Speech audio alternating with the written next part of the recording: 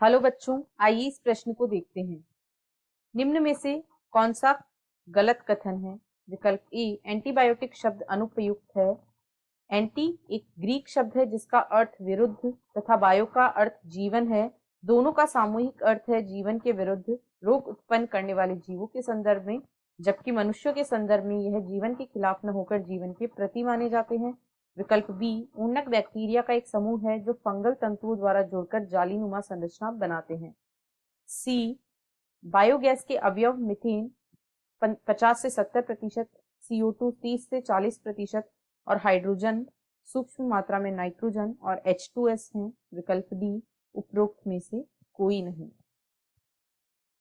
सबसे पहले यहाँ पर जो है यह है फंगल तंतुओं द्वारा जुड़कर, यहाँ फंगल तंतुओं द्वारा जुड़कर। तो इस प्रश्न की जो मुख्य अवधारणा है, मुख्य अवधारणा वह है एंटीबायोटिक्स। एंटीबायोटिक्स के संदर्भ में यहाँ एक बात कही गई है, तो हम उसे सबसे पहले देखते हैं। मुख्य अवधारणा के तौर पर एंटीबायोटिक्स क्या होता है? एंटीबायोटिक्स मुख्यतः दो ग्रीक शब्दों से मिलकर बना है। एंटी जो है एक ग्रीक शब्द है और बायो, तो एंटी शब्द का अर्थ होता है खिलाफ और बायो का अर्थ होता है जीवन।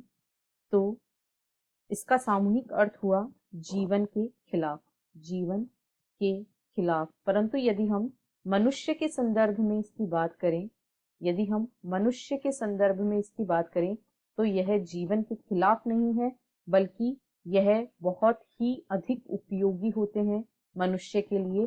कई प्रकार के सूक्ष्म जीवों से बचाने में उनकी सहायता करते हैं। तो यह कहना गलत होगा कि एंटीबायोटिक्स जीवन के खिलाफ होते हैं यदि हम मनुष्य के संदर्भ में चर्चा कर रहे हैं। हाँ, ये दूसरे सूक्ष्म जीवों के लिए जीवन के खिलाफ जरूर होते हैं, सूक्ष्म जीवों के लिए ये जीवन के खिलाफ जरूर होते हैं। अब हम विकल्पों को देखते हैं। तो विकल्प ए में कहा गया है एंटीबायोटिक शब्द अनुप्रयुक्त है क्योंकि एंटी एक ग्रीक शब्द होता है जिसका अर्थ विरुद्ध है तथा बायो का अर्थ जीवन है। दोनों का सामूहिक अर्थ है जीवन के विरुद्ध, जबकि मनुष्यों के संदर्भ में ये जीवन के खिलाफ न होकर जीवन के प्रति माने जाते हैं। यह बिल्कुल सही है। अभी हमने देखा ऐसा क्यों होता है। अब ऊर्णक बैक्टीरिया का एक समूह है जो फंगल तंतुओं द्वारा जुड़कर जालीनुमा संरचना बनाते हैं। ऊर्णक जो होता है इसका निर्माण द्वितीयक उपचार के दौरान होता है। वाहित मल के द्वितीयक उपचार के दौरान जो वायवीय सूक्ष्म जीव होते हैं, वायवीय सूक्ष्म जीव जैसे कि जीवाणु, ये फंगल तंतुओं द्वारा जुड़कर एक समूह बना लेते हैं जिसे ऊर्णक कहा जाता है। यह एक जालीनुमा संरचना होती है।